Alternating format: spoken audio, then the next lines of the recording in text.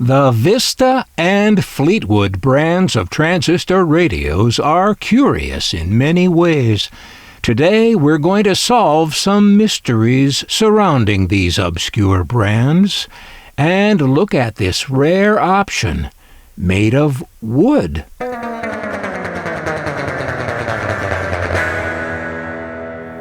For better listening, yes indeed. Oh, and by the way, already I'm doing a by the way, and I only just got started. But by the way, these Globe radios are sometimes seen with the Vista name on them, and sometimes they are named Fleetwood. There are several variations of these Globes, mostly having to do with different versions of the knob on top. By the way, and in the same ad are these classic transistor radios, which we see branded as Vista, Fleetwood, and with other names too. There's a video on this channel about the Fleetwood version of this one, which also shows an example branded Stylecrest. It's all from the New Hope Industrial Company Limited.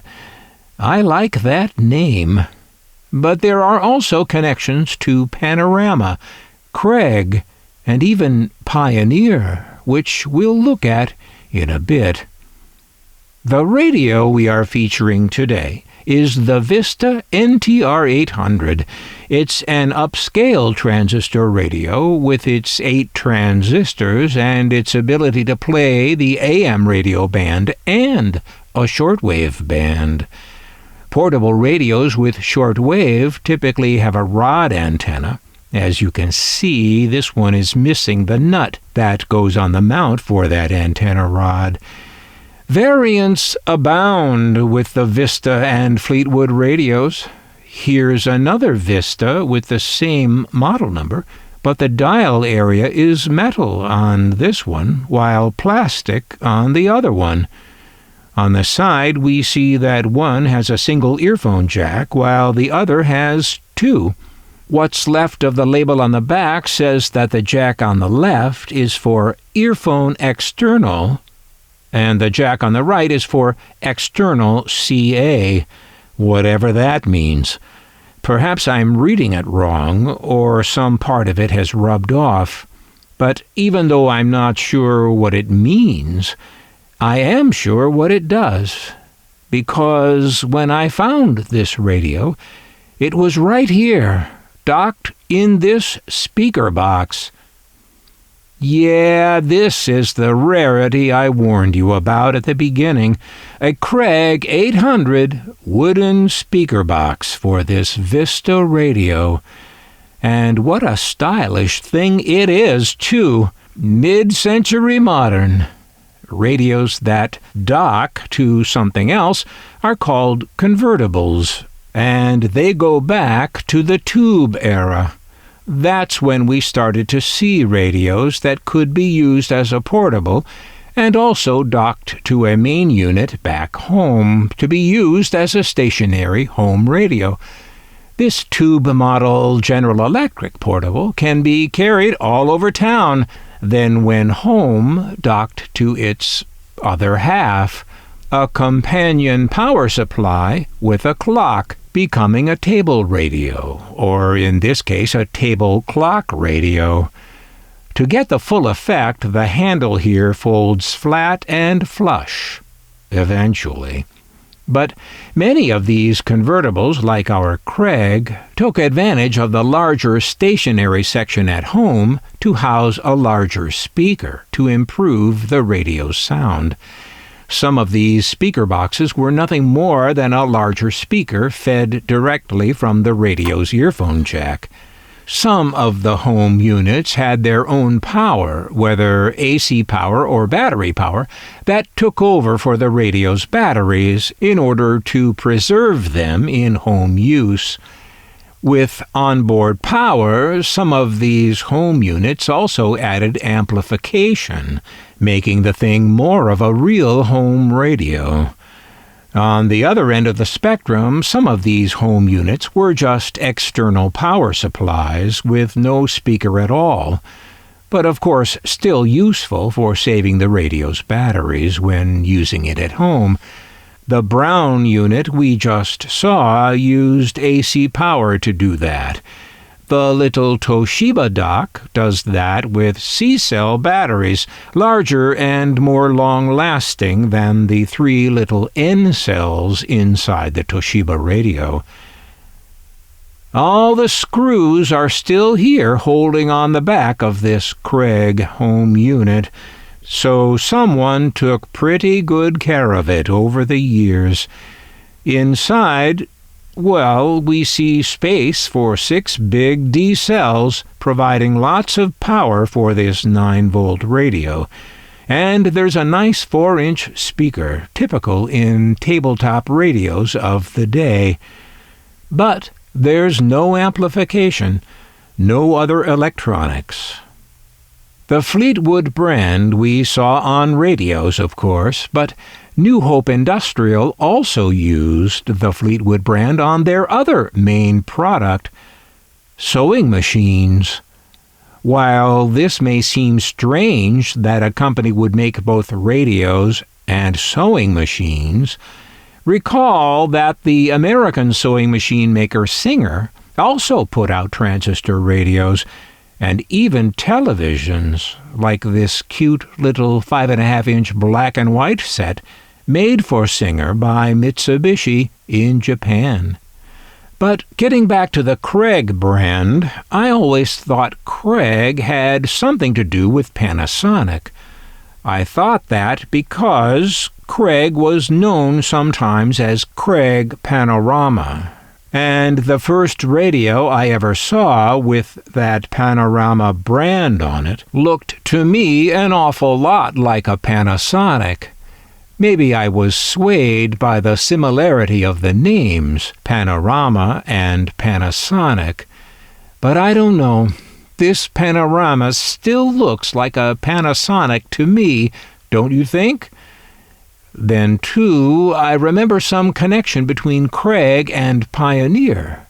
And that's more than a guess, as these 8-track players are clearly co-branded Craig and Pioneer. And here's a 1966 ad from Craig Panorama advertising a 4-track car stereo which they call a Craig, but which the front panel calls, on close inspection, a Craig Pioneer. How this illuminates the story around the wooden speaker box we're looking at today, I'm not sure. But I like learning about these connections, and I'll bet you do too. You may recall Craig being known for their tape recorders. At least some of those were made by yet another major player in consumer electronics, Sanyo. And maybe that's ultimately what all these Craig connections mean, that Craig wasn't going steady with any particular manufacturer for the goods they imported from overseas. They played the field. There's a video on this channel where I go all through this old Craig brochure, page by page. We see these little Sanyo-made reel-to-reel tape recorders with the unique control mechanism. Like a joystick or a gear shift, sort of. Craig sold 8-track players not just for the car, but for the home as well. And even big reel-to-reel recorders, some made for them by Sanyo, some by Pioneer. I suppose Sanyo could have made some of the Craig car audio players, but certainly not the ones co-branded Pioneer. Stereo on the go, of course. And television on the go, too. Oh, and check this out. This is a stylish piece of stuff. It's the Craig 1504 Compact AM/FM Stereo Receiver System. Clock radios. Multiband radios. Oh, and look at this. Craig-branded transistor radios. So there were Craig transistor radios, yet somehow this Craig speaker box mates to a Vista radio. Craig was founded in 1963 in Compton, California, in South Los Angeles.